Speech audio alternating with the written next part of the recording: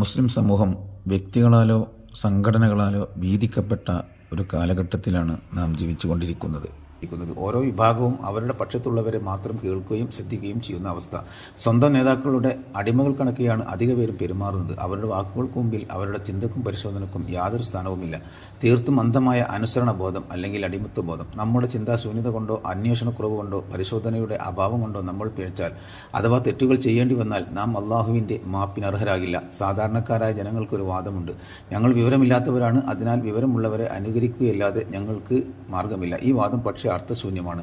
കാരണം ഏത് മതത്തിലെ സാധാരണക്കാരും പറയുന്നതാണിത്. ഇത് അംഗീകരിക്കപ്പെടുകയാണെങ്കിൽ നാളെ അവർക്കും സ്വർഗം ലഭിക്കുമെന്ന് പറയേണ്ടി വരും. മക്ക മുശ്രിക്കുകളുടെ വിദ്യാഭ്യാസ യോഗ്യതയെക്കുറിച്ച് നമുക്കറിയാവുന്നതാണ്. എന്നിട്ടും അവരോടാണ് ഖുർആൻ നിങ്ങൾ ചിന്തിക്കുന്നില്ലേ, ആലോചിക്കുന്നില്ലേ എന്ന് ചോദിച്ചത്. ആ ഖുർആനിൻ്റെ വരികളാണ് അവരിൽ പലരെയും ഇസ്ലാമിലെത്തിച്ചത്. നമുക്ക് അള്ളാഹു ബുദ്ധിയും അറിവും തന്നത് അത് ഉപയോഗപ്പെടുത്തി സത്യം കണ്ടെത്താനാണ്, ആരുടെയോ വാക്കുകൾക്ക് മുമ്പിൽ മരവിച്ച് നിൽക്കാനല്ല. സൽമാൻ അൽ ഫാരിസിയെ ഇസ്ലാമിലെത്തിച്ചത് ആ ബുദ്ധിയും അന്വേഷണവുമാണ്. അതായിരിക്കണം നമ്മുടെ സ്വഭാവവും. നേതൃത്വത്തെ അനുസരിക്കണം, പക്ഷേ അവരിൽ നിന്ന് അരുതാത്തത് സംഭവിച്ചെന്ന് ബോധ്യപ്പെട്ടാൽ അത് അവരെ ബോധ്യപ്പെടുത്തണം. ഉമർ റളിയല്ലാഹു അൻഹു മഹറിന് പരിധി നിശ്ചയിക്കാൻ ഉദ്ദേശിച്ചപ്പോൾ അരുതെന്ന് പറയാൻ മുമ്പോട്ട് വന്ന ആ സ്ത്രീ നമുക്ക് നൽകുന്ന പാഠം അതാണ്.